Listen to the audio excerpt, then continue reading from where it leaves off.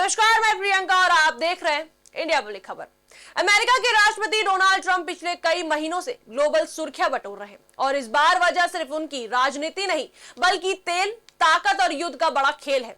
पिछले कुछ महीनों से ट्रंप के फैसलों ने ग्लोबल पावर बैलेंस को हिला कर रख दिया है। पहले वेनेजुएला में अचानक की गई कार्रवाई और फिर अब ईरान पर सैन्य दबाव। ट्रंप की रणनीति साफ दिखती है, जहां तेल वहां दखल। ट्रंप का दावा है कि अमेरिका ने ईरान के खिलाफ इस जंग में बड़ी बढ़त बना ली है। उनके मुताबिक पिछले 4 हफ्तों में अमेरिकी सेना ने ऐसी कार्रवाई की है जिसने ईरान की सैन्य ताकत को हिला कर रख दिया है। उन्होंने कहा कि ईरान की नौसेना और वायुसेना लगभग खत्म हो चुकी है। मिसाइल और ड्रोन क्षमता को बुरी तरह कमजोर कर दिया गया है और IRGC को भारी नुकसान पहुंचा है। वहीं आपको बता दें, ट्रंप तो यहां तक कह रहे हैं कि ईरान की पहली पंक्ति के कई बड़े नेता भी मारे जा चुके हैं। लेकिन कहानी यही खत्म नहीं होती। ट्रंप का अंदाज हमेशा की तरह आक्रामक है। उन्होंने साफ कहा कि आने वाले 2 से 3 हफ्तों में अमेरिका और तेज कार्रवाई कर सकता है। हम उन्हें बेहद कड़ा जवाब देंगे, ये उनका सीधा संदेश था। उन्हें यह भी संकेत दिया कि अगर जरूरत पड़ी तो ईरान के तेल ठिकानों को भी निशाना बनाया जा सकता है। यानी साफ है कि यह लड़ाई सिर्फ हथियारों की नहीं बल्कि तेल की भी है।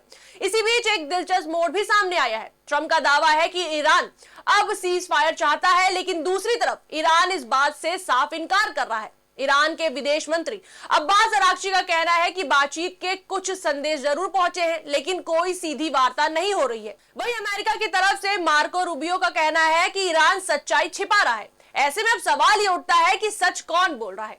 जमीन पर हालात और भी जटिल है। रिपोर्ट्स के मुताबिक ईरान में सत्ता का संतुलन बिगड़ चुका है। सुप्रीम लीडर को बेहद सुरक्षित जगह पर रखा गया है और उनसे संपर्क मुश्किल हो गया है।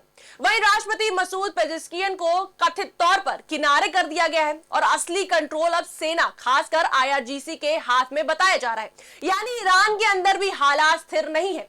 वहीं आपको बता दें, ट्रंप ने एक और बड़ा बयान देकर दुनिया को चौंका दिया है। उन्होंने कहा कि अमेरिका को स्ट्रेट ऑफ हॉर्मोज की जरूरत नहीं है और वो इस अहम समुद्री रास्ते पर निर्भर नहीं करते। ट्रंप का कहना है कि अगर किसी देश का तेल वहां फंसा है तो वो खुद संभाले। अमेरिका बिना इस रास्ते के भी अपना काम चला सकता है। इसके बाद ट्रंप ने उन देशों को गद्दार बताया जो देश अमेरिका के खिलाफ लड़ रहे हैं। हालांकि ट्रंप के इन बयानों के बीच जमीनी हकीकत कुछ और कहानी भी दिखाती है।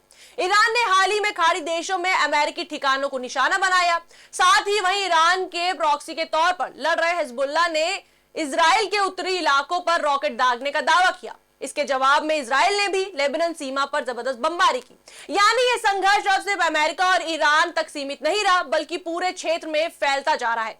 ट्रंप भले ही कह रहे हो कि युद्ध अब खत्म होने वाला है, लेकिन हालात बता रहे हैं कि तनाव अभी बरकरार है। एक तरफ अमेरिका सैन्य दबाव बढ़ा रहा है तो दूसरी तरफ बातचीत के दरवाजे खुले रखने की बात भी कह रहा है।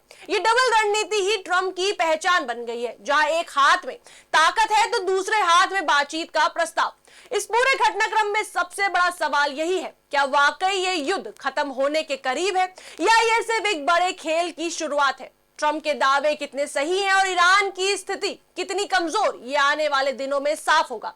लेकिन इतना तय है कि संघर्ष ने दुनिया की राजनीति, तेल बाजार और सुरक्षा व्यवस्था को एक नए मोड़ पर लाकर खड़ा कर दिया है।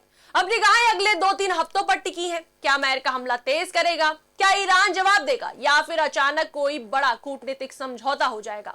कहानी अभी बाकी है और दुनिया सांस रोक कर देख रही है। इस पर आपकी क्या राय है, हमें कमेंट सेक्शन में जरूर बताएं। वीडियो को लाइक करें, शेयर करें, हमारे चैनल को सब्सक्राइब करें।